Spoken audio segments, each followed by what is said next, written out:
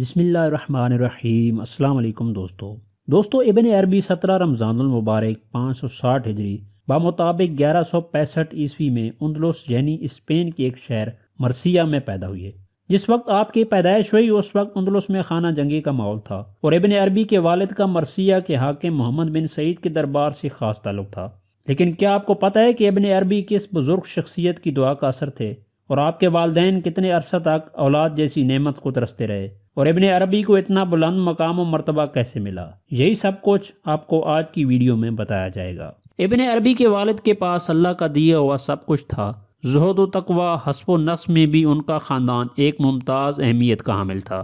صوفی منش گرانہ، ان تمام نعمتوں کے باوجود وہ ہر وقت پریشان رہتے۔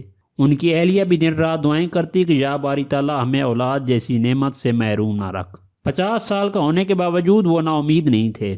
انہیں اللہ کی رحمت پر پورا یقین تھا کہ وہی مجیب الدعوات ہے۔ ایک دن ان کی اہلیہ نے کہا، جناب آپ حضور غوث الاعظم سے خصوصی عقیدت رکھتے ہیں، وہ بھی آپ کے گھرانے کو قدر کی نگاہ سے دیکھتے ہیں، آپ ان کے پاس جائیں اور ان سے درخواست کریں کہ وہ اللہ کے حضور ہمارے حق میں دعا کریں۔ یہ بات ان کے دل کو لگی۔ وہ حضرت غوث اعظم کی خدمت میں حاضر ہوئے اور دعا کی درخواست کی کہ اللہ تعالیٰ مجھے اولاد کی نعمت سے سرفراز فرمائے۔ حضرت شیخ محی الدین عبد القادر جیلانی نے اللہ کے حضور دعا کے لیے ہاتھ اٹھائے، پھر کچھ دیر آنکھیں بند کر کے مراقبے میں چلے گئے، پھر مسکرا کر آپ کے والد کو فرمایا، اللہ کے فضل و رحمت سے مایوس ہونا گناہ ہے، انشاءاللہ تمہارے گھر ایک خوبصورت فرزند پیدا ہوگا، تم اپنے بیٹے کا نام محمد اور لقب میرے نام کی مناسبت سے محی الدین رکھنا، اس کی شہرت چار سو پھیل جائے گی، اس سے لوگ رہنمائی حاصل کرنا فخر محسوس کریں گے۔ دوستو حاتم طائی کے قبیلے سے تعلق رکھنے والے علی بن محمد نے عقیدت سے حضور غوث اعظم کے ہاتھوں کا بوسہ دیا اور شادماں واپس گھر کو چلے اور اپنی اہلیہ کو خوشخبری سنائی۔ علی بن محمد حاتم طائی کی نسل سے تھے، جو اپنی سخاوت کے باعث نہ صرف عرب بلکہ تمام دنیا میں آج تک مشہور و معروف ہیں۔ بنی طے ایک قبیلہ تھا، حاتم اس قبیلے کا سردار تھا، جس کے دروازے سے کوئی سیل کبھی خالی نہیں جاتا۔ ویسے بھی عربوں میں مہمان نوازی بہت مشہور ہے، بلکہ حاتم طائی کی سخاوت دنیا میں ضرب المثل بن گئی۔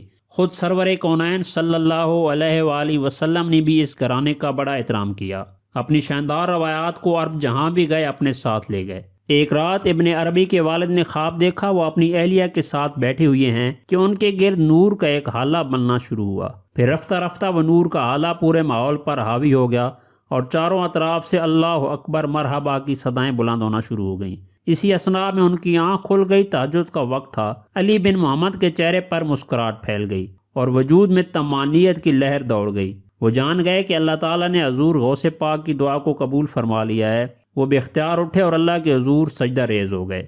ابن عربی ابھی 8 برس کے تھے کہ مرثیہ پر معاہدوں کا قبضہ ہو گیا، جس کے باعث آپ کے خاندان کو ہجرت کرنا پڑی، لہٰذا آپ کے والد نے لشبونہ میں پناہ لینے کا فیصلہ کیا۔ جلد ہی اشبیلیہ کے امیر ابو یعقوب یوسف کے دربار میں آپ کو ایک معزز عہدے کی پیشکش ہوئی تو اپنے خاندان سمیت اشبیلیہ منتقل ہو گئے، جہاں پر ابن عربی نے عام بچوں کی طرح تعلیم و تربیت پائی اور جوانی کی دہلیز پر قدم رکھا۔ اشبیلیہ میں آپ 598 ہجری تک مقیم رہے۔ اس دوران آپ اصول علم میں ہمہ مصروف رہے اور کئی علوم مثلاً قرآن، تفسیر، حدیث، فقہ، صرف و نحو، ریاضی، فلسفہ، نجوم میں کمال درجہ دسرت حاصل کی۔ آپ نے اپنے دور کے نامور اور اعلیٰ مقام اساتذہ سے اکتساب فیض کیا، جو ان کی ذہانت اور فطانت سے بہت زیادہ خوش تھے۔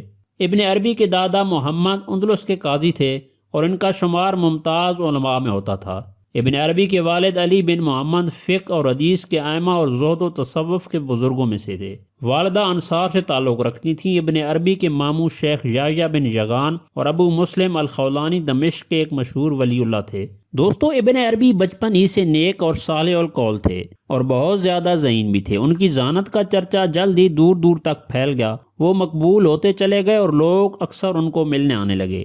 کہا جاتا ہے کہ ابن عربی کی غیر معمولی صلاحیت اور علم کا چرچا اندلس میں پھیلنا شروع ہوا تو مشہور فلاسفر اور قرطبہ کے قاضی القضاء ابن رشد نے اپنے دوست اور ابن عربی کے والد سے کہا کہ کسی وقت اپنے فرزند کو میرے پاس بھیجیں، مجھے ان سے ملنے کا اشتیاق ہے۔ جب ابن عربی نے ابن رشد سے ملاقات کی تو وہ ان کی لیاقت سے بہت زیادہ متاثر ہوئے۔ دنیا کے مختلف امور پر انہوں نے کتابیں تحریر کر کے ایک انقلاب برپا کر دیا۔ آپ نے حجاز سے لے کر مراکش، حلب اور ایران، عراق سے لے کر ترکی، مصر اور یروشلم تک سفر کیا اور تلاش حق میں ریاضت اور تبلیغ میں وقت گزارا۔ اس دور میں ذرائع ابلاغ بہت محدود ہوتے تھے اور سفر دشوار گزار۔ ان کٹھن مسافتوں میں بھی ان کے پڑھنے لکھنے کا سلسلہ جاری رہا اور بعض جگہ آپ کی کتابوں کی تعداد 651 درج ہے۔ آج ابن عربی کی 500 سے زائد کتابیں محفوظ حالت میں ہیں، اور کتابیں بھی چند صفحات پر مشتمل کتابچے یا رسالے نہیں۔ صرف ایک الفتوحات المکیہ کی مجموعی صفحات کی تعداد 15,000 ہے۔ ابن عربی کسی معمولی شخصیت کا نام نہیں ہے، یہ 12ویں صدی کے عبقری شخصیت اور عظیم فلسفی، مفکر اور محقق ہیں۔ ابن عربی کو صوفیاء نے شیخ الاکبر کا لقب دے رکھا ہے، اور آج تک یہ لقب کسی اور کو نہیں مل سکا۔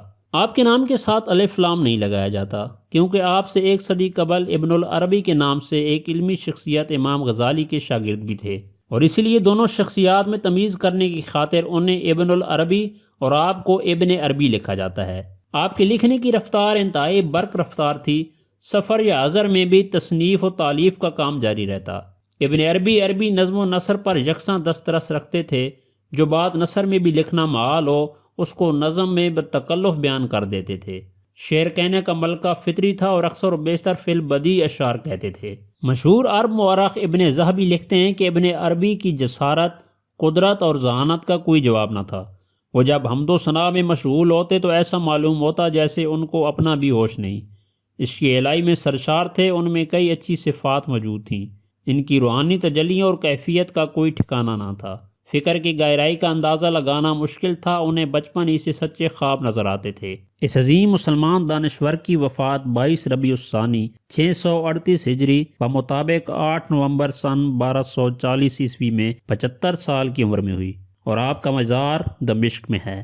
اپنی قیمتی آراء سے ہمیں ضرور آگاہ کیجیے گا، اور اگر یہ ویڈیو اچھی لگی ہو تو لائک کر دیں اور اپنے دوستوں کے ساتھ شیئر کر دیں، اور اگر آپ ہمارے چینل پر نئے ہیں تو سبسکرائب کر کے ہماری فیملی کا حصہ بن جائیں، تاکہ ایسی ہی دلچسپ موضوعات پر آپ کو ویڈیوز مل سکیں۔ تو ملتے ہیں ایک نئی ویڈیو کے ساتھ، تب تک کے لیے اللہ آپ کا حامی و ناصر ہو۔